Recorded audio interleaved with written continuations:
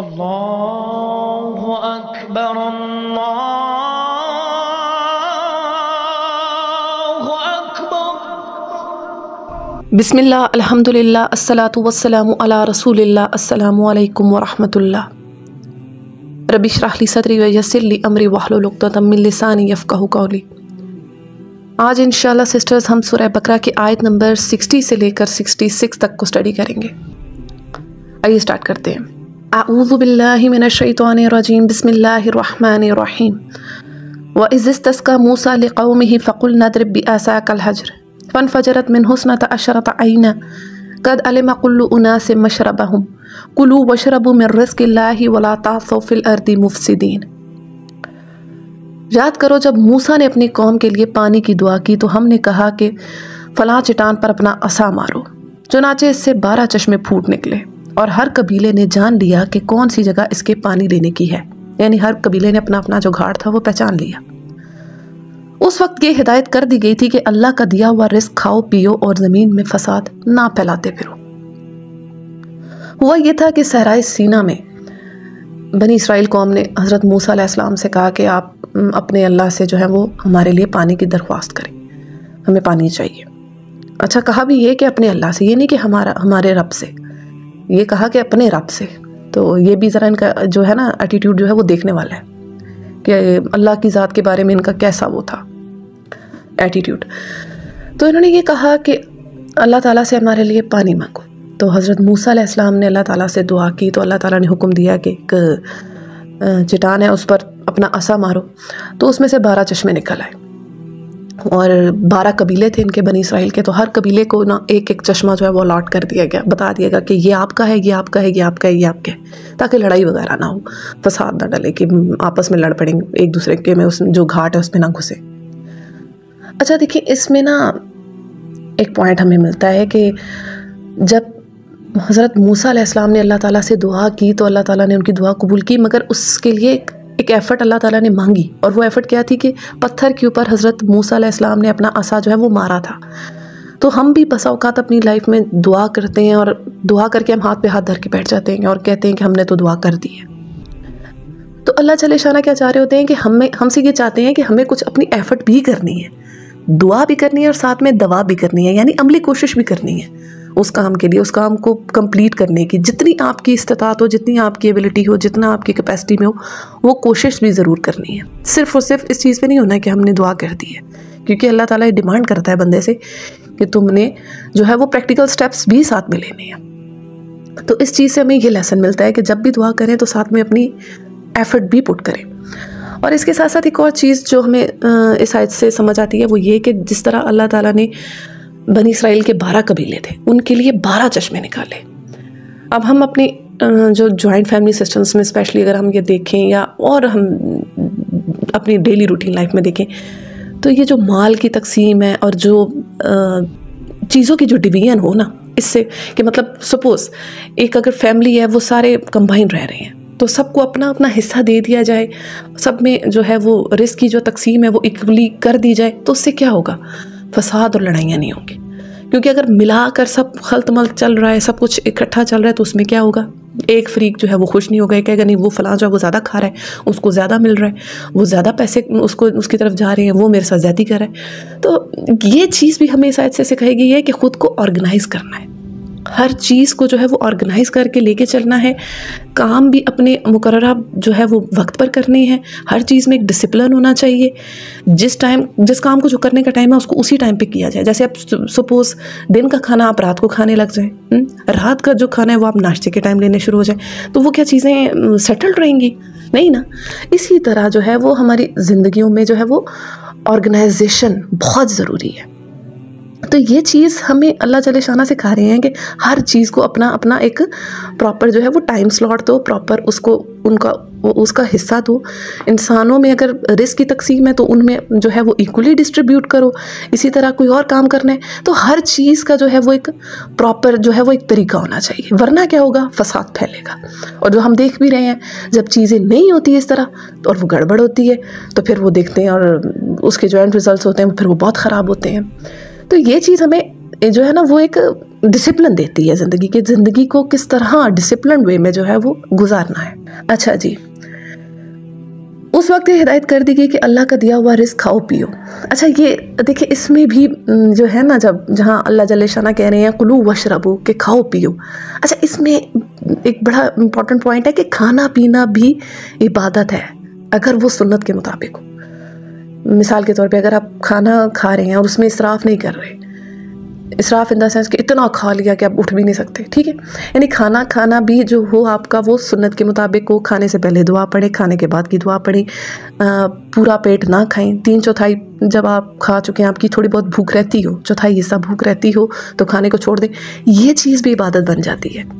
इसी तरह आपका सोना इबादत है, अगर आप रात को जो है वो सोने के अज़कार करके सोते हैं, यानी कि जो चीज़ भी आप सुन्नत के मुताबिक कर रहे हैं, बेशक वो आपकी कोई रिचुअल्स नहीं है, कोई रोज़ा नमाज या कोई ज़िक्र अज़कार नहीं है, आप अपनी डेली रूटीन लाइफ जो गुजार रहे हो, अपनी दुनियावी मामलात भी अगर आप कुरान और सुन्नत के मुताबिक गुजार रहे हो तो वो भी इबादत बन जाते हैं। तो इतना खूबसूरत हमारा दीन है, इतना मतलब इसमें फ्लेक्सिबिलिटीज़ हैं कि आप अपनी डेली रूटीन लाइफ पे अगर आप जो है ना प्रॉपरली एंजॉय कर सकते हो। ये कोई वो डंडा वरदार दीन नहीं है हमारा कि आप पे डंडा है, ये करो ये करो ये करो, ऐसे करो ऐसे करो, नहीं। आप अपनी लाइफ भी एंजॉय कर सकते हो और उस एंजॉयमेंट का भी है, उसमें भी आपको अजर व सवाब मिलेगा। इवन आप हस्बैंड वाइफ जो है वो आपस में बैठे हुए हैं, अगर आपस में गॉसिप कर रहे हैं, बातें कर रहे हैं, एक दूसरे के साथ टाइम स्पेंड करें, ये भी इबादत है। आप अपने बच्चों के साथ अगर आप बैठे बातें कर रहे हो, थोड़ा सा उनके साथ अगर आप खेल रहे हो, कोई बच्चा छोटा है उसको टाइम दे रहे हो, ये भी इबादत है। तो हर चीज़ जो है उसको उसके जगह पे अगर हम रखेंगे ना तो हमारी ज़िंदगियाँ बड़ी आसान हो जाएंगी, यहाँ के लिए भी आसानी बन जाएगी और उसका जो अजर व सवाब मिलेगा वो हमारे लिए आगे की आसानी करेगा। तो इस आयत से हम जो हमें मेन जो लेसन्स मिलते हैं, एक तो ये कि दुआ जो है वो जब मांगनी है अल्लाह ताला से तो उसके साथ एफर्ट भी पुट करनी है, ठीक है, कोशिश भी करनी है। कोई भी आप भी दुआ अगर मांग रहे हैं तो अल्लाह ताला से उसके साथ साथ अमली कोशिश भी करें उस काम के लिए। और दूसरा, अपनी ज़िंदगियों को ऑर्गेनाइज़ करना सीखें, डिसिप्लिन लाएं अपनी ज़िंदगियों में। और तीसरा, जो काम भी आप कर रहे हैं, बेशक वो कोई दुनियावी काम है आपका, अगर आप उसको सुन्नत के मुताबिक कर रहे हैं और उसमें अल्लाह से डर रहे हैं तो वो भी आपके लिए इबादत बन जाएगा। आगे बढ़ते हैं। वइज़ कुल्तुम या मूसा लन नस्बिरा अला ताअमिन वाहिदिन फदउ लना रब्बका युखरिज लना मिम्मा तुंबितुल अर्दु मिन बक़लिहा व किस्साइहा व फूमिहा व अदसिहा व बसलिहा क़ाल अतस्तब्दिलूना अल्लज़ी हुवा अदना बिल्लज़ी हुवा खैर इहबितू मिस्रन फ़इन्ना लकुम मा सअलतुम व दुरिबत अलैहिमुज़्ज़िल्लतु वल मस्कनतु व बाउ बिग़ज़बिन मिनल्लाह ज़ालिका बिअन्नहुम कानू यकफ़ुरूना बिआयातिल्लाहि व यक़्तुलूना नबिय्यिना बिग़ैरिल हक़ ज़ालिका बिमा असौ व कानू यातदून। अब ये आज बहुत इंपॉर्टेंट है, इसको आप लोगों ने बहुत गौर से सुनना है। याद करो जब तुमने कहा था, अब ये देखें बात किस तरह आ रही है कि याद करो। अब बनी इसराइल को याद करवाया जा रहा है कि ये सब वाक़यात तुम लोगों के साथ गुजरे हैं, तो इनको ज़रा रिकॉल करो और इनसे लेसन लो। और अब हमारे लिए भी लेसन है इन सब बातों में। वो क्या लेसन है मैं आपको बताती हूँ। याद करो जब तुमने कहा था कि ए मूसा, हम एक ही तरह के खाने पर सब्र नहीं कर सकते, अपने रब से दुआ करो। अब ज़रा ये देखें, अपने रब से, ठीक है, इनका जो ये एटीट्यूड है ना ये भी देखने लायक है। अपने रब से दुआ करो कि हमारे लिए ज़मीन की पैदावार, तरकारी, ककड़ी, गेहूँ, मसूर और प्याज वगैरह पैदा कर दे। तो मूसा ने कहा, क्या एक बेहतर चीज़ के बजाय तुम अदना चीज़ लेना पसंद करते हो? अच्छा, किसी शहरी आबादी में जा रहो, जो कुछ तुम मांगते हो वहाँ मिल जाएगा। आखिरकार नौबत यहाँ तक पहुँची कि ज़िल्लत और ख्वारी और पस्ती और बदहाली इन पर मुसल्लत हो गई और वो अल्लाह के गज़ब में घिर गए। ये नतीजा था इसका कि वो अल्लाह की आयात से कुफ्र करते और पैगंबरों को नाहक कत्ल करते। ये नतीजा था इनकी नाफरमानियों का और इस बात का कि वो हुदूद शरा से निकल जाते थे। हुआ क्या कि जब ये लोग सहराए सीना में थे, ठीक है, जो 40 साल का अरसा था, इनको मनोसलवा मिल रहा था खाने के लिए। तो अब इन लोगों को वो जो था ना, इनका दिल कर रहा था कि अब हमने ये नहीं खाना, अब हमें कुछ और खाने को मिले। सपोज तरकारी, दाल वगैरह, प्याज वगैरह, चटखारे मांग रहे थे। इनकी ज़ुबानें जो थी ना वो चटखारे मांग रही थी। अब एक पक्की पकाई चीज़ें नहीं मिल रही है, इमेजिन करें आप, जल्दी खुराक नहीं मिल रही थी लाइक। उस पर इन्होंने ये कहा कि नहीं, हमें ये नहीं चाहिए, हमें ऐसी कुछ ग़िज़ा चाहिए जो ज़मीन से निकले, जो ज़मीन से पैदा हो, हम हल वगैरह चलाएं, तो वो हमें चाहिए ताकि हम इसको खा खा के जो है ना वो थक गए हैं, हमारी ज़ुबानें एक ही जायके से जो है ना वो बेजार हो गई हैं। اصل مقصد پتہ ہے کیا تھا اللہ کا؟ کہ اللہ جل شانہ نے ان کو اپنا ریپریزنٹیٹیو بنایا ہوا تھا. اللہ تعالیٰ نے ان سے اپنا کام لینا تھا، اپنے دین کا کام لینا تھا. اللہ تعالیٰ نے ان کے تھرو اور لوگوں تک جو تھا وہ دین پہنچانا تھا. ان لوگوں نے اللہ کا پیغام اوروں تک پہنچانا تھا. مگر یہ کیا ہوا؟ یہ لوگ دنیا داری میں پڑ گئے، یہ اپنے اصل مقصد سے ہٹ گئے. انہیں اپنی دنیا کی فکروں میں ہو گیا کہ ہم نے یہ کیا کھانا ہے، کل کیا کھانا ہے، پرسوں کیا کھانا ہے، آج کس چیز پہ دل کرے. اصل مقصد سے جب یہ ہٹے تو پھر اللہ تعالیٰ نے ان پر اپنا غضب و غصہ جو ہے وہ ظاہر کیا. اب میں آپ کو اس کی اگزامپل دیتی ہوں. جیسے سپوز اب میرا بیٹا ہو، میں اسے کہوں کہ بیٹا آپ کا جو اسکول کا جو ٹفن ہے وہ میں نے تیار کر دی ہے، آپ نے اسکول میں جانا ہے، اچھا سے آپ نے پڑھنا ہے تاکہ آپ ایک قابل انسان بن سکو اور معاشرے کی جو ہے وہ آپ ہیلپ کر سکو، اللہ کے دین کی مدد کر سکو. آپ کا جو یہ لنچ وغیرہ اور یہ سارے کام ہے میں نے کر دیے. اب میرا بیٹا مجھ سے ضد کرے نہیں میں اسکول نہیں جاؤں گا، میں اپنا ٹفن خود تیار کروں گا یا میں اور کاموں میں انٹرسٹ لوں گا، آپ جو ہے نا مجھے اپنا ٹفن خود تیار کرنے دیں، یا مجھے یہ کہے کہ میں اسکول جاؤں گا لیکن اپنا ٹفن خود تیار کروں گا اور یہ کام میں اپنے خود کروں گا. تو مجھے غصہ تو آئے گا نا کہ تمہیں میں نے جو ہے وہ اس کام کے لیے تھوڑی نہ رکھا ہے. تم سے میں یہ چاہ رہی ہوں کہ تم جاؤ بیٹا پڑھو، دھیان سے پڑھو، اپنا جس کام پہ تمہیں کہا گیا اس پہ فوکس کرو، کیونکہ ان کاموں پہ جب آپ لگو گے اور کاموں کی طرف تو آپ کا اس اصل مقصد سے جو ہے وہ آپ کا دھیان ہٹ جائے گا.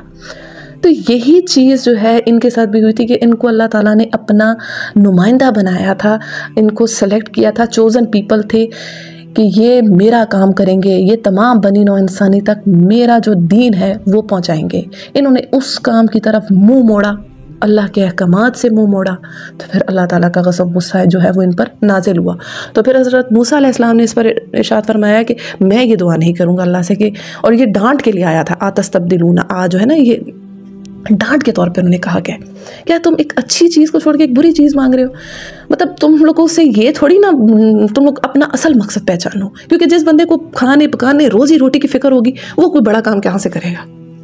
سپوز اب آپ اپنی ڈیلی روٹین لائف میں دیکھیں، جس بندے کو سارا ٹائم یہ فکریں لگی ہوں وہ بڑا کام کیسے کر سکتا ہے؟ یہ وہی کر سکتا ہے جو اس طرح کی ٹینشن سے جو ہے نا وہ ریلیکس ہوا ہو. تو اللہ تعالیٰ نے ان کو ریلیکسیشن دی، لیکن ان کو سمجھ نہیں آئی کیونکہ یہ اصل مقصد سے تو یہ ہٹے ہوئے تھے. تو پھر حضرت موسیٰ علیہ السلام نے ان سے کہا کہ جاؤ، یہ تو کسی اور شہر میں چلے جاؤ، یہ تو کہیں بھی تمہیں مل جائیں گی، ہل جوتنا، یہ تو چلانا، مزے کرنا، صحیح تم لوگ محنت کرو گے تو عقل بھی ٹھکانے آئے گی. تو پھر ہوا کیا، ان پر جو تھی وہ ذلت اور محتاجی جو تھی وہ پھر چھا گئی. ان پر ذلت اور محتاجی اس طرح چھائی ہے کہ دیکھیں نیبوکڈ نظر کے ہاتھوں یہ لوگ مرے ہیں، اس طرح ٹائٹس رومی کے ہاتھوں یہ لوگ مرے ہیں، جو ان کا حال ہوا ہے ایڈولف ہٹلر نے جو ان کے ساتھ کیا. یہ سب کیوں ہوا ان کے ساتھ؟ کیونکہ یہ اللہ کی آیات کے ساتھ کفر کرتے. اللہ تعالیٰ نے ان کو اتنا بڑا رتبہ دیا تھا، ان کو تمام اقوام عالم پر فضیلت بخشی تھی، جیسے کہ آپ لوگوں نے پچھلی آیات میں پڑھا بھی ہے. تو جب کوئی سلیکٹڈ امت ہو، اللہ تعالیٰ نے کسی بندے کو چنا ہو اور وہ اپنے مقصد سے ہٹے، تو اس کا جو ہوتا ہے نا غصہ اللہ تعالیٰ کا اس پر، وہ غضب جو ہوتا ہے وہ زیادہ انٹینسٹی کا آتا ہے. تو اور دوسرا ان میں کیا تھا کہ یہ اللہ کے نبیوں کو قتل کرتے تھے. حضرت زکریا کو انہوں نے قتل کیا، حضرت یحییٰ کو انہوں نے قتل کیا. حضرت یحییٰ کی جو ان کو جب قتل کیا ایک ڈانسر کی فرمائش پہ، اور پھر ان کا جو سر ہے وہ تخت میں رکھ کے اس ڈانسر کے آگے پیش کیا گیا. ایک بادشاہ نے، ایک ڈانسر تھی اس دور کی، تو اس کی فرمائش پر یہ کیا. اسی طرح حضرت الیاس کو ایک جزیرے میں پناہ لینی پڑی ان کی حرکتوں کی وجہ سے، کیونکہ اتنا تنگ کرتے تھے جب انہوں نے بول کی پرستش کے اوپر ان کو روکا ٹوکا. مطلب ان کا ایٹیٹیوڈ یہی تھا کہ یہ اللہ کی آیات سے بھی کفر کرتے اور اللہ کے نبیوں کو بھی یہ ناحق قتل کرتے تھے. پھر جس کی سارا رزلٹ انہوں نے یہ دیکھا کہ اللہ کا جو غضب غصہ تھا وہ ان پر آیا. اب ان آیات سے اگر ہم ذرا کمپیئر کریں امت مسلمہ کو، کیونکہ ہم تو اپنے آپ کو بھی دیکھیں گے نا ان سب آیات میں، تو یہی سب کچھ امت مسلمہ کے ساتھ بھی نہیں ہوا. مسلمانوں کا زوال آیا ہے برٹش کے ہاتھوں، ہوا ہے نا. یہ تو ہم پچھلی صدی کی باتیں ہیں، کوئی بہت پرانی باتیں بھی نہیں ہیں. ہم نے دیکھا ہے کہ مسلمانوں کا زوال آیا ہے ان کے ہاتھوں. اور یہ کیوں آ رہا ہے؟ کیونکہ ہم اللہ کی آیات کو چھوڑ رہے ہیں، اللہ کی آیات سے کفر کر رہے ہیں. اب کوئی یہ کہے کہ ہم مسلمانوں میں سے کہ نہیں بھائی ہم تو اللہ کی آیات سے انکار نہیں کر رہے، ہم تو اللہ کی آیات کو مانتے ہیں.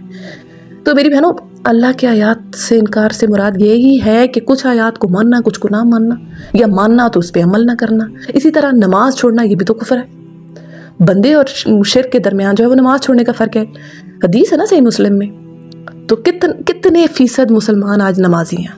یہ اب ایک کوسچن ہے آپ لوگوں کے لیے.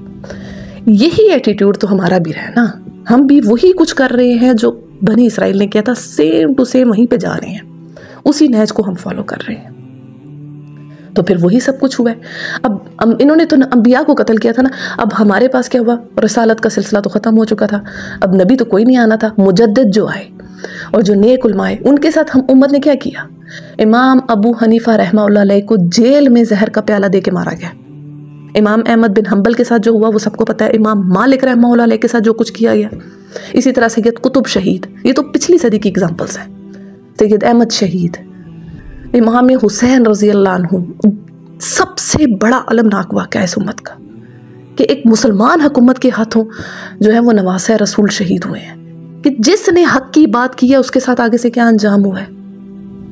तो करती तो ये उम्मत भी वही कुछ आई है ना। नबी आते तो ये नबियों को भी ना छोड़ते, ये तो रिसालत का सिलसिला ही ख़त्म हो गया था ना।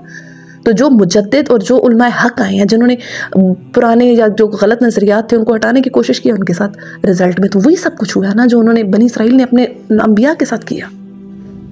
इस पर मैं आपको एक हदीस सुनाती हूँ। तिरमिज़ी की रिवायत है 2174 के जालिम बादशाह के सामने हक कहना सबसे बेहतर जहाद है।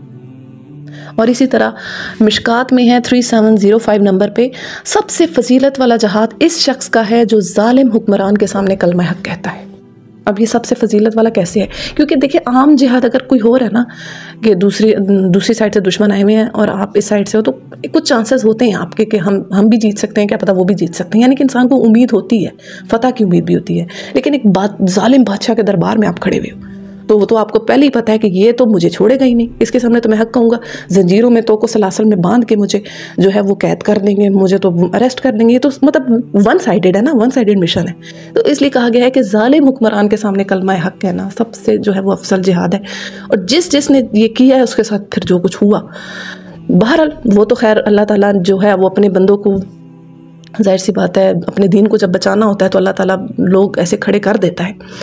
लेकिन बताने का मकसद ये है कि जो कुछ बनी इसराइल ने किया है वही सारी की सारी कॉपी टू कॉपी चीज़ें जो है वो उम्मत मुस्लिमा में आई हैं। और इसी तरह अल्लाह के आयात से इनकार मुसलमानों में भी है। अल्लाह के आयात से इनकार किस तरह है? बस कहते हैं, मानते हैं ये कुरान में है लेकिन अमल में नहीं है। तो अमली तौर पे तो ये भी हो गया ना, ये भी तो वही बात हो गई ना कि अमलन तो नहीं मान रहे ना इस चीज़ को। तो ये सब चीज़ें जो है ये बहुत, इन चीज़ों को समझना है। इनमें बड़ी सख्त वईदें हैं कि जो भी कोई कौम सिलेक्टेड होगी, अब हम सिलेक्टेड है ना, हमें अब उम्मत वस्त कहा गया है, हमें अल्लाह ताला ने अपना नुमाइंदा कहा है कि हमने अल्लाह का जो दीन है वो तमाम इंसानों तक पहुंचाना है। चाहे वो काफिर है, चाहे वो मजूसी है, चाहे वो यहूदी है, चाहे वो ईसाई है, चाहे वो नसरानी है, चाहे वो हिंदू है, उन तक जो सारा अल्लाह का मैसेज है, जो पैगाम है, वो उम्मत मुहम्मदिया ने पहुँचाना है। और उम्मत मुहम्मदिया खुद भूले बैठी है, इन्हें अपनी होश कोई नहीं रही। तो अब देख लेना मुसलमानों का जवाल क्यों ना आए। इतनी ज़्यादा तादाद है मुसलमानों की, अरबों में तादाद है, लेकिन कहीं कोई सुनवाई नहीं है। हुकूमत फैसले हमारे कहीं और तय पाते हैं। मसले कश्मीर आप देख लें, गज़ा इशू जो है वो आजकल चल रहा है, आप सबकी आंखों के सामने है। क्या हो रहा है? कहीं सुनवाई हो रही है? इजराइल अगर आप नक्शे पे देखें ना, इतना छोटा सा है और सारे इर्द गिर्द मुस्लिम ममालिक हैं सारे। मैं कहती हूँ अगर एक एक तलवार ही निकले ना तो उसका काम तमाम कर दें, लेकिन नहीं, बुज़दिली और नामर्दी छाई हुई है ना। तो इस वजह से, और ये क्यों है कि अल्लाह के आयात से हमने कुफ्र किया है, अल्लाह के आयात को छोड़ा है, अल्लाह के दीन को छोड़ा है, अल्लाह की किताब को छोड़ा है और रसूल अल्लाह सल्लल्लाहु अलैहि वसल्लम की सुन्नत पे अमल करना छोड़ा है, जिसका रिजल्ट ये सब कुछ है। मैं आपको एक हदीस सुनाती हूँ, मुस्नद अहमद की है, 14494 नंबर पे है। हज़रत जाबिर बिन अब्दुल्लाह रज़ी अल्लाह अन्हु से मरवी है कि हज़रत काब बिन अजरा रज़ी अल्लाह अन्हु से अल्लाह के नबी ने फरमाया, अल्लाह तुम्हें बेवकूफ़ों की हुक्मरानी से बचाए। उन्होंने पूछा कि बेवकूफ़ों की हुक्मरानी से क्या मुराद है? तो नबी सल्लल्लाहु अलैहि वसल्लम ने फरमाया, इससे मुराद वो हुक्मरान हैं जो मेरे बाद आएंगे, मेरे तरीके की पैरवी ना करेंगे और मेरी सुन्नत को इख्तियार ना करेंगे। जो लोग इनके झूठ की तस्दीक करेंगे और इनके जुल्म पर ताउन करेंगे, इनका मुझसे और मेरा इनसे कोई ताल्लुक नहीं। यानी जो लोग उनका साथ देंगे जालिम हुक्मरानों का, कहेंगे हाँ भाई ठीक, बहुत ज़बरदस्त खारजा पॉलिसी बनी है, बहुत ज़बरदस्त काम चल रहा है, बड़ा अच्छा कर रहे हैं जी हमारे हुक्मरान, जो ऐसा करेंगे और उनके साथ उनकी हेल्प भी करेंगे। तो अल्लाह के नबी ने क्या फरमाया कि इनका मुझसे और मेरा इनसे कोई ताल्लुक नहीं और ये लोग हौज़े कौसर पर भी मेरे पास ना आ सकेंगे। अल्लाहु अकबर। और आगे सुने, لیکن جو لوگ ان کی جھوٹی باتوں کی تصدیق نہ کریں گے اور ان کے ظلم پر تعاون نہ کریں گے، یعنی کہ ان کی برائیوں کو یہ نہیں کہیں گے کہ یہ اچھا ہے، ان کی برائیوں کو جسٹیفائی نہیں کریں گے اور نہ ہی ان کے غلط کاموں میں ان کا ساتھ دیں گے، تو اللہ کے نبی نے فرمایا کہ وہ مجھ سے ہیں اور میں ان سے ہوں، اور ان قریب وہ میرے پاس حوض کوثر پر آئیں گے۔ دیکھ لیں، تو یہ ساری جو چیزیں ہیں نا، یہ بڑی سمجھنے کی باتیں ہیں، کیونکہ کہ جو ہے نا یہ ہوتا بڑا مشکل ہے کہ ظالم حکمران کے سامنے بات کرنا، یہ بڑا کرٹیکل، ہمیں مشکل لگتا ہے، لیکن اس کا جتنا اجر ہے نا، میں آپ کو ایک بات بتاؤں، دیکھیں جہاں کہیں کچھ غلط ہوتا دیکھا کرے نا تو بولا کریں، کیونکہ دیکھیں زندگی موت دینے والا اللہ ہے۔ اگر دنیا کے تمام انسان مل کر آپ کو بچانا چاہیں اور اللہ آپ کے ساتھ نہیں ہے تو کوئی آپ کو بچا نہیں سکتا، اور اگر پوری دنیا آپ کے خلاف ہو گئی ہے، آپ کا رب آپ کے ساتھ ہے، تو آپ کو کوئی مار نہیں سکتا۔ تو اللہ کے جو ہے نا، اللہ کے نظام پہ یقین رکھیں، اللہ پہ بھروسہ رکھیں، حق بات کہیں، حق کو حق کہیں، باطل کو باطل کہیں، سیاہ کو سیاہ کہیں، سفید کو سفید کہیں، اللہ تعالیٰ اس کا اجر آپ کو ضرور دکھائے گا، یہاں بھی اور وہاں بھی۔ تو ان چیزوں سے ہمیں بہت سبق لینا ہے کہ اللہ ہم، اور دعا کریں اللہ تعالیٰ سے کہ اللہ تعالیٰ امت مسلمہ کو ایک کرے، نیک کرے، اور جس غفلت میں ہم پڑے ہوئے ہیں اللہ تعالیٰ ہمیں اس سے نکالے۔ آگے بڑھتے ہیں۔ ان الذین آمنوا والذین ہادوا والنصارى والصابئین من آمن باللہ والیوم الآخر وعمل صالحا فلہم اجرہم عند ربہم ولا خوف علیہم ولا ہم یحزنون۔ یقین جانو کہ نبی عربی کو ماننے والے ہوں یا یہودی، عیسائی ہوں یا صابی ہوں، جو بھی اللہ اور روز آخر پر ایمان لائے گا اور نیک عمل کرے گا، اس کا اجر اس کے رب کے پاس ہے اور اس کے لیے کسی خوف اور رنج کا موقع نہیں ہے۔ اچھا، یہاں پہ نا ایک چھوٹی سی وہ بات سمجھائی جا رہی ہے، ان الذین آمنوا، بے شک وہ لوگ جو ایمان لائے، اور والذین ہادوا، جو یہودی ہوئے، نصارہ ہوئے، اور جو صابی ہوئے۔ اچھا، یہود اور نصارہ کے بارے میں تو آپ کو پتہ ہوگا۔ صابی جو ہے، اچھا اس کے بارے میں مختلف روایات ہیں۔ کچھ لوگ کہتے ہیں کہ یہ حضرت ابراہیم علیہ السلام کے فالورز تھے اور کسی خاص شریعت کے پابند نہیں تھے، اور کچھ لوگوں کے نزدیک یہ عراقی لوگ تھے، مطلب مختلف آ رہا ہے، لیکن جو بھی تھا مین پوائنٹ یہ ہے کہ یہ دائرہ اسلام سے خارج تھے۔ تو اللہ جل شانہ فرما رہے ہیں کہ ان میں سے بھی جو ایمان لائے گا، یعنی یہود میں سے بھی، عیسائیوں میں سے بھی، صابی یا کسی بھی مذہب سے جو کوئی شخص ایمان قبول کر لے گا، یعنی شریعت محمدی پر جب آ جائے گا، تو اس کے لیے، اور ساتھ ہی میں عمل صالح بہت ضروری ہے، خالی ایمان نہیں، عمل صالح بھی کرے گا، تو اس کے لیے کوئی خوف اور غم اور حزن نہیں ہوگا قیامت کے روز، یعنی جنت کا وعدہ ہے اس کے لیے بھی۔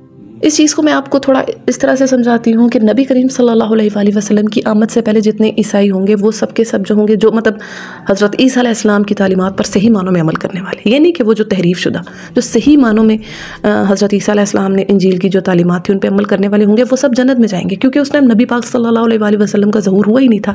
اسی طرح اس سے پیچھے حضرت موسیٰ علیہ السلام کی تعلیمات پر جنہوں نے عمل کیا اور حضرت عیسیٰ علیہ السلام نہیں آئے ہوئے، تو وہ بھی جنت میں جائیں گے۔ ہاں، جس نے اگر دوسرے نبی کا زمانہ دیکھ لیا، آج کل کے جو کرسچنز ہیں، اگر وہ رسول اللہ صلی اللہ علیہ وآلہ وسلم کو نہیں مان رہے تو وہ دائرہ اسلام سے خارج ہے، کیونکہ ان کے سامنے تو ظہور ہو چکا ہے۔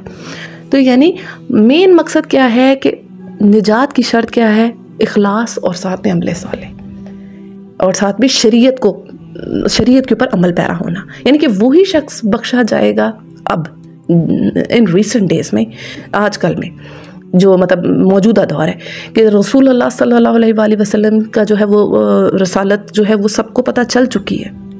تو اب جو عیسائی رسول اللہ صلی اللہ علیہ وآلہ وسلم کو مانیں گے، ان پر ایمان لائیں گے، تو وہ بخشے جائیں گے۔ اگر آپ صلی اللہ علیہ وآلہ وسلم کو نہیں مانیں گے تو ان کی بخشش نہیں ہوگی۔ اسی طرح کوئی یہودی بھی اگر نہیں مانیں گے، کسی ایک نبی کا انکار بھی جو ہے وہ انسان کو دائرہ اسلام سے خارج کر دیتا ہے۔ تو یہ چیز سمجھنے کی، اور ایک اور پوائنٹ اس میں ہے کہ اس میں یہ بھی ہے کہ آپ کا جو مین جو نجات کی شرط ہے وہ ہے ایمان اور عمل صالح، ٹھیک ہے؟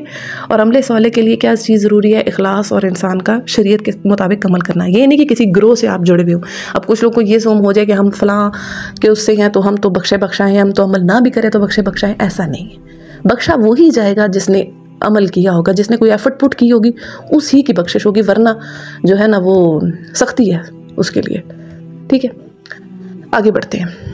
وَإِذْ أَخَذْنَا مِيثَاقَكُمْ وَرَفَعْنَا فَوْقَكُمُ الطُّورَ خُذُوا مَا آتَيْنَاكُمْ بِقُوَّةٍ وَاذْكُرُوا مَا فِيهِ لَعَلَّكُمْ تَتَّقُونَ۔ याद करो वो वक्त जब हमने तूर को तुम्हारे ऊपर ला खड़ा किया, तुमसे पुख्ता अहद लिया और कहा था कि जो किताब हम तुम्हें दे रहे हैं उसे मजबूती के साथ थामना और जो अहकामात और हिदायत इसमें दर्ज है इन्हें याद रखना। इसी ज़रिए से तवक्को की जा सकती है कि तुम तकवा की रविश पर चल सकोगे।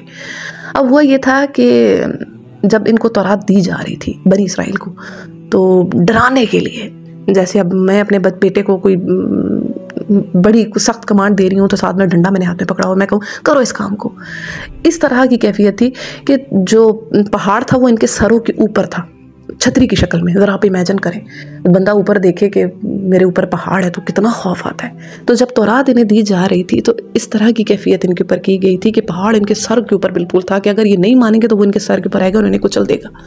तो ये सब डर गए थे और फ़ौरन इन्होंने जो तौरात की तालीमात थी उनको ले लिया। और मजबूती से पकड़ने से मुराद ये नहीं कि किताब मजबूती से पकड़ना, मतलब उसके अहकामात पर जो है वो अमल करना है और साथ में किताब का जो है अदब है वो भी ज़रूरी है।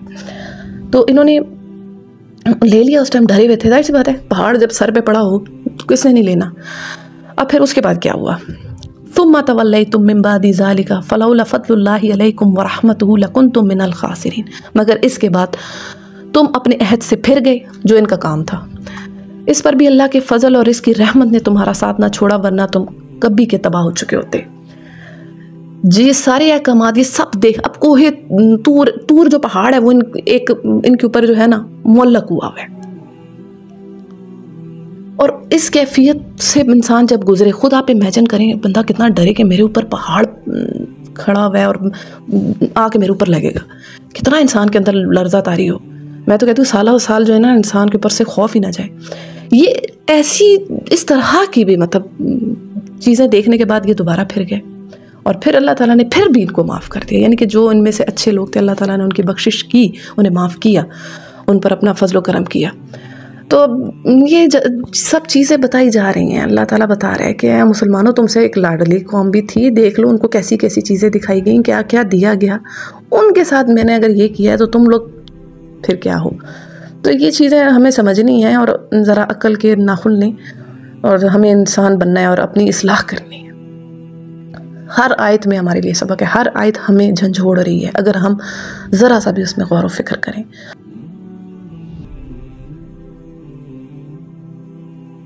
और इस आयत से एक ये पॉइंट भी है कि देखें हर बंदा जो है ना वो ज़ुबान से और अल्फाज से और नहीं समझने वाला होता, कुछ के लिए सख्ती करनी पड़ती है। जैसे वो हदीस में भी है ना कि जब बच्चा 7 साल का हो जाए तो उसको नमाज का हुक्म दो और अगर वो 10 साल का हो जाए नमाज ना पढ़े तो उस पर सख्ती भी करो। तो यानी कि सख्ती भी ज़रूरी होती है कुछ जगहों पे। आगे बढ़ते हैं। वलक़द अलिमतुमुल्लज़ीना अतदौ मिनकुम फ़िस्सब्ति फ़क़ुलना लहुम कूनू क़िरादतन ख़ासिईन। फिर तुम्हें अपनी कौम के उन लोगों का किस्सा तो मालूम ही है जिन्होंने सब्त का कानून तोड़ा था, यानी हफ्ते के दिन का। मैं बताती हूँ उन्होंने किया क्या था। हमने इन्हें कह दिया कि बंदर बन जाओ और इस हाल में कि हर तरफ से तुम पर धुतकार फिटकार पड़े। फ़जअलनाहा नक़ालन लिमा बैन यदैहा व मा खल्फ़हा व मौइज़तन लिलमुत्तक़ीन। इस तरह हमने उनके अंजाम को उस ज़माने के लोगों और बाद के आने वाली नस्लों के लिए इबरत और डरने वालों के लिए नसीहत बनाकर छोड़ा। ये बेसिकली हज़रत दाऊद अलैहिस्सलाम की कौम थी। आप लोगों ने शायद इनका वाक़या सुना भी हो। बनी इसराइल का एक कबीला था, ईला नामी बस्ती पर ये रहते थे, मछलियाँ पकड़ते थे ये लोग। इन्हें कहा गया था कि आप लोगों ने बाकी डेज़ बेशक आप अपने ये जो कारोबार है अपना मछलियाँ पकड़ना है सारा करो, बेशक करो, हफ्ते के दिन का जो है वो एहतराम करना है। पहले इन्हें जुमे का दिन मिला था लेकिन इन्होंने जुमे के दिन को नहीं पसंद किया, इन्होंने हफ्ते का दिन ले लिया। ठीक है। और कुदरत का ये कानून था कि हफ्ते के दिन जो मछलियाँ थी वो ज़्यादा उछल उछल के उबल उबल के बाहर को आती नज़र आती। आजमाइश थी ना अल्लाह की तरफ से कि ये क्या करेंगे। इन कुछ अरसा तो ये रुके रहे। उसके बाद इन्होंने क्या किया कि गड्ढे खोद लिए, रस्सियाँ और कांटे डाल दिए और इस तरह के छोटे छोटे से वो बना लिए ना साइडों पर। एक ऐसा हीला तैयार किया कि हफ्ते के दिन वो जो मछलियाँ थी ना वो आके ना उन गड्ढों से में ना फंस जाती और फिर इतवार वाले दिन जाके उनको पकड़ लेते। और ये तावील करते थे अपने इस अमल की कि हम हफ्ते के दिन तो शिकार नहीं कर रहे, हम तो इतवार को कर रहे हैं। हालांकि ये देखें अहकामात के साथ ये क्या था, मजाक उड़ाना अल्लाह के। जब इन्हें ये बात कही गई थी कि आपने हफ्ते के दिन को जो है वो अल्लाह की इबादत के लिए जो है वो वक्फ करना है, आराम करना है और कारोबारी मामलात नहीं करने, तो इन्होंने उसका एक सब्स्टिट्यूट, एक हीला निकाला, यानी कि मजाक निकाल लिया, उसका एक शुगल बनाया कि ये हफ्ते के दिन जाकर वो गड़ा सा बना देते, उसके अंदर आके मछलियाँ फंस जाती और अगले दिन जाके उनको निकाल लेते और कहते कि भाई हमने हफ्ते के दिन तो नहीं पकड़ा, हमने तो इतवार को पकड़ा है। तो हीला साजी की गई। ہوا کیا ان کے ساتھ؟ پھر اللہ تعالیٰ نے ان کے ساتھ کیا کیا؟ اللہ تعالیٰ نے ان کو بندر اور سوروں کی شکل میں جو ہے نا مس کر دیا. ان کے جوان بندر بن گئے. حضرت ابن عباس رضی اللہ عنہما سے روایت ہے کہ ان کے جوان بندر بن گئے اور ان کے بوڑھے جو تھے وہ سور بن گئے. اور مطلب فطرت ان کی انسانوں پر تھی، شکلیں جو تھیں وہ ان کی اس پر ہو گئیں، بندروں اور سوروں پر ہو گئیں. تو جیسے انہوں نے ہیلا کیا، یعنی ہفتے کے دن نہیں پکڑا، اتوار کے دن پکڑ لیا، کام ہفتے والے دن کر لیا اپنا جو نکالنا تھا. پھر اللہ نے بھی وہی کیا کہ ٹھیک ہے اندر سے تم انسان رہو گے، باہر سے تمہاری شکل میں نے بدل دی. وَمَكَرُوا وَمَكَرَ اللَّهُ وَاللَّهُ خَيْرُ الْمَاكِرِينَ. ایک چال انہوں نے چلی اور ایک اللہ نے چلی، اور اللہ نے بہترین چال چلی. تو جو اللہ کے ساتھ انہوں نے ہیلا کیا، پھر اللہ نے بھی آگے سے ویسے ہی ان کو پھر بتایا کہ میرے احکامات کی جب کوئی قوم خلاف ورزی کرتی ہے تو اس کے ساتھ کیا انجام ہوتا ہے. اب اس قوم میں 3 گروہ بن گئے تھے. یہ بات اب بہت غور سے سننے کی ہے. ایک وہ لوگ تھے جو یہ کام خود کر رہے تھے، مطلب مچھلیاں پکڑتے تھے. دوسرے وہ تھے جو خاموش تماشبین تھے کہ نہ تو پکڑتے تھے نہ ان کو روکتے تھے، یعنی کہ نیوٹرل والا جو کیس ہوتا ہے. اور تیسرے وہ لوگ تھے جو ان کو منع بھی کرتے تھے اور خود بھی روکتے تھے. ایک وقت ایسا آیا کہ وہ جو تیسرا گروہ تھا جو خود بھی رکتا تھا اور انہیں منع کرتا تھا، وہ انہوں نے ایک دیوار کھڑی کر لی اور سائڈ پر ہو گئے ان سے، اس پوری بستی سے نا. تو ایک روز دیکھتے ہیں کہ اگلے دن نا ان کی آواز کہیں سے نہیں آ رہی. تو جیسے انہوں نے دیکھا کہ پوری جو قوم ہے وہ بندر بن چکی ہے، ٹھیک ہے، اور دموں والے بندر. 3 دن یہ لوگ رہے اور اس کے بعد یہ لوگ جو تھے وہ ختم ہو گئے، کیونکہ جو بھی قوم جو ہے وہ عبرت کا جب نشان بنتی ہے تو اس کی نسل کوئی نہیں بچتی. اب اس میں ایک بہت امپورٹنٹ لیسن ہے کہ اس عذاب کی زد میں وہ لوگ بھی آئے ہیں جنہوں نے یہ کام کیا، اور وہ بھی آئے ہیں جو خاموش تماشبین تھے، جو خود کو کہتے ہیں کہ بھئی ہم نہ کر رہے ہیں نہ روک رہے ہیں. تو اگر ہمیں بھی اللہ کے عذاب سے بچنا ہے نا تو برائی سے رکنا بھی ہے، اور برائی کو دوسروں کو بھی برائی کرنے سے روکنا ہے. ٹھیک ہے، امر بالمعروف و نہی عن المنکر، اچھائی کا حکم بھی دینا ہے اور اچھائی پر خود بھی عمل کرنا ہے، اور اسی طرح برائی سے روکنا بھی ہے اور برائی سے رکنا بھی ہے. اس پر میں آپ کو ترمذی 2172 اللہ کے نبی صلی اللہ علیہ وآلہ وسلم کا ارشاد پاک ہے، جو شخص کوئی برائی دیکھے تو چاہیے کہ اس برائی کو اپنے ہاتھ سے بدل دے. جسے اتنی طاقت نہ ہو وہ اپنی زبان سے بدل دے، اور جسے اس کی طاقت بھی نہ ہو وہ اسے اپنے دل میں برا جانے، اور یہ ایمان کا سب سے کم تر درجہ ہے. یعنی انسان کے اوپر، ایک مومن کے اوپر یہ ذمہ داری ہے کہ وہ برائی کو ہوتا دیکھے تو اس کو روکے، ورنہ اللہ کا عذاب جب آتا ہے تو وہ پھر بندوں کو جو ہے وہ کیٹیگرائز نہیں کرتا کہ یہ والے نے گناہ کیا، اس نے نہیں کیا، اس نے نہیں کیا، اس کو چھوڑ دے، اس کو چھوڑ. وہ پھر سارے اس گناہ کی زد میں آتے ہیں، عذاب کی زد میں آتے ہیں. کیونکہ قومیں جب ہوتی ہیں نا تو وہ قوم ایز اے فرد نہیں پکڑی جاتی، قوم ایز اے قوم جو ہے نا وہ اللہ کے عذاب کا شکار ہوتی ہے. تو ہمیں بھی اب ان سب آیات سے یہ سیکھنا ہے کہ جہاں غلط ہوتا دیکھیں تو اس کو پوائنٹ آؤٹ کریں، بغیر اس خوف کے، اس ڈر کے کہ میرے ساتھ کیا ہوگا. جب اللہ آپ کے ساتھ ہے تو اور کسی کا کیا ڈر، اور اگر اللہ نہیں ہے تو پھر آپ مجھے بتائیں آپ کہاں سہارا ڈھونڈیں گے، کہاں ہمیں پناہ مل سکتی ہے. تو ڈرنا صرف اللہ سے ہے، کیونکہ جو اللہ سے ڈرتا ہے اسے کسی سے ڈر نہیں لگتا، اور جو اللہ سے نہیں ڈرتا وہ پھر ہر ایک سے ڈرتا ہے. تو سب سے ڈرنا ہے یا اللہ سے ڈرنا ہے؟ ایک ذات سے ڈر جائیں وہ بہتر ہے، جو اتنے سارے خدا بنائیں گے اس سے بہتر ہے ایک اوپر جو ہے نا عرش والا، اس سے ڈریں. اور حق بات کہیں، غلط بری کوئی جو ہے وہ ایول پریکٹس آپ ہوتے دیکھو، فوراً اس کو پوائنٹ آؤٹ کرو، کہو کہ نہیں ہے یہ غلط ہے.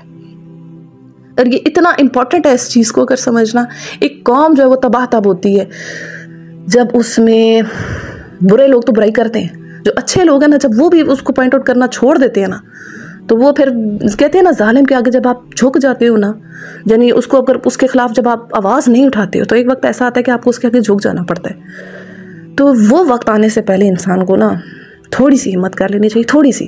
اگر آپ، میں آپ کو بتاؤں، ہم اگر چاہیں نا یہ کہ ہم اللہ تعالیٰ ہم سے یہ کام لے تو اللہ تعالیٰ پھر لے بھی لیتا ہے اس بندے سے، اس کے اندر اللہ تعالیٰ ہمت ڈال دیتا ہے، کرج ڈال دیتا ہے. تو یہ ہمیں اللہ تعالیٰ سے دعا مانگنی ہے. آپ اپنے لیے، میرے لیے، تمام مسلمانوں کے لیے مانگے کہ اللہ تعالیٰ ہم سے امر بالمعروف و نہی عن المنکر، یعنی نیکی کا حکم اور برائی سے روکنے کی جو ہے وہ طاقت ہے وہ اللہ تعالیٰ ہم سب کو دے. اور ایک اور پوائنٹ اس سائد سے ہے جو ہمیں ملتا ہے وہ یہ ہے کہ ہیلا سازی. اس پر میں آپ کو ایک حدیث سناتی ہوں. نبی کریم صلی اللہ علیہ وآلہ وسلم کا ارشاد پاک ہے کہ تم وہ نہ کرو جو یہودیوں نے کیا، یعنی ہیلا سازی سے اللہ کے حرام کو حلال نہ کر لیا کرو.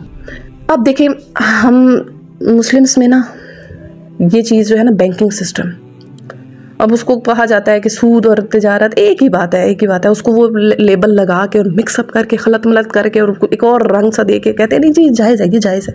نہیں، یہ جائز نہیں ہے. جو غلط ہے وہ غلط ہے، جو سیاہ ہے وہ سیاہ ہے، وہ سفید نہیں ہو سکتا، سفید سیاہ نہیں ہو سکتا اور سیاہ جو ہے وہ سفید نہیں ہو سکتا۔ چیزیں گرے شیڈ میں دینا یہ غلط ہے، یہ اللہ کے احکامات کے ساتھ ہیلے بازی ہے، اور اس سے اللہ کے نبی نے جو ہے نا وہ منع فرمایا کہ یہود یہی کرتے تھے، تو تم لوگ یہ نہ کرنا۔ اسی طرح اگر خواتین کے آئی بروز کا جو ہے وہ اس پر ہے نا کہ ان کو پلک نہ کیا جائے، تو آج کل خواتین کی کہتی ہیں کہ ہم ریزر یوز کر لیں، تو ہم پلک تو نہیں کر رہے، تو بات تو وہی چلی گئی نا، کام تو آپ وہی کر رہے ہو، ایک نہیں تو دوسرے طریقے سے آپ اس چیز کو کر رہے ہو۔ اسی طرح عبایاز کو لیا جائے تو وہ آئے تو پردے کے لیے تھے، لیکن اس سے فیشن کے طور پر اس کو یوز کرنا ہے، یا جس طرح سے بھی مطلب اس کو جو آج کل کیا جا رہا ہے ہم سب کو پتہ ہے۔ دیکھیے کیا ہے، یہ سب ہیلے بازیاں ہیں اللہ کے احکامات سے جو ہے نا وہ مطلب حلال حرام جو تھی نا اس کو گھما پھرا کے جو ہے نا ہم نے حلال کر لینا، تو پھر اس پر جو اللہ کا عذاب آئے گا نا، تو وہ ہمیں یہ جو ہے نا اس قوم داؤد ان کو ذہن میں رکھنا چاہیے، کیونکہ اگلی ہی آیت میں اللہ کہہ رہا ہے فَجَعَلْنَاهَا نَقَالًا لِمَا بَيْنَ يَدَيْهَا وَمَا خَلْفَهَا وَمَوْعِظَةً لِّلْمُتَّقِينَ۔ اس واقعے کو ہم نے عبرت اور نصیحت بنا دیا ان لوگوں کے لیے جو پرہیزگار ہے، یعنی کہ جو کوئی سنے گا نا، جب تک قرآن پڑھا جائے گا تو لوگوں کے کان کھڑے ہوتے رہیں گے کہ ایک قوم کے ساتھ یہ بھی ہوا تھا، یہ بھی ہوتا ہے، اللہ ایسا بھی کرتا ہے۔ تو ہمیں یہ چیزیں ہیں نا ان کو سمجھ لینا چاہیے کہ ہم بھی اگر یہ کریں گے نا تو اللہ تعالیٰ کا عذاب ہم پر بھی آئے گا، اور آ رہا ہے۔ یہ جس طرح کی مسلمانوں کی حالت ہوئی ہے، ویسے بتا ایسا حصی عذاب نہیں ہم دیکھ رہے، اللہ کا شکر ہے، مگر یہ جو سارا مسلمانوں میں جو آپ دیکھیں ایز اے مسلم امہ کتنی بزدلی، نامردی، سستی اور کاہلی ہے، اور کوئی وقت نہیں ہے، کہیں سنوائی نہیں ہے، کوئی پوچھنے کا نہیں ہے ان کو، کہیں اور جہاں بڑے بڑے ممالک اکٹھے ہوتے ہیں وہاں پہ کسی مسلمان ملک کی کوئی وہ نہیں ہے، ریپریزنٹیشن نہیں ہے، کوئی پوچھنے والا نہیں ہے، کٹ پتلی بنے ہوئے ان کے آگے۔ وہ اصل بات یہ ہے نا کہ اللہ کے دین کو چھوڑ بیٹھے ہیں نا ہم، اور اللہ کے احکامات کا جو ہے اور اللہ کے دین کا مذاق اڑا رہے ہیں، طرح طرح سے حرام کو اپنے اوپر حلال کر رہے ہیں، تو پھر اس کا یہی رزلٹ نکلے گا۔ اللہ بھی پھر مختلف شکلوں میں ہمیں اس چیز کا جو ہے وہ سبق دے گا۔ اللہ تعالیٰ سے دعا ہے کہ اللہ تعالیٰ ہمیں ان سب آیات سے سبق سیکھنے کی اور ان پر عمل کرنے کی توفیق عطا فرمائے، اور اس پیغام کو اوروں تک پہنچانے کی توفیق عطا فرمائے۔ دعاؤں میں تمام امت مسلمہ کو یاد رکھا کریں کہ اے اللہ ہم سے وہ کام لے جس کے لیے تو نے ہمیں پیدا فرمایا ہے، اور ہمیں اپنے ان بندوں میں سے بنا جن سے تو راضی ہوا۔ دعا میں یاد رکھیے گا۔ السلام علیکم ورحمۃ اللہ۔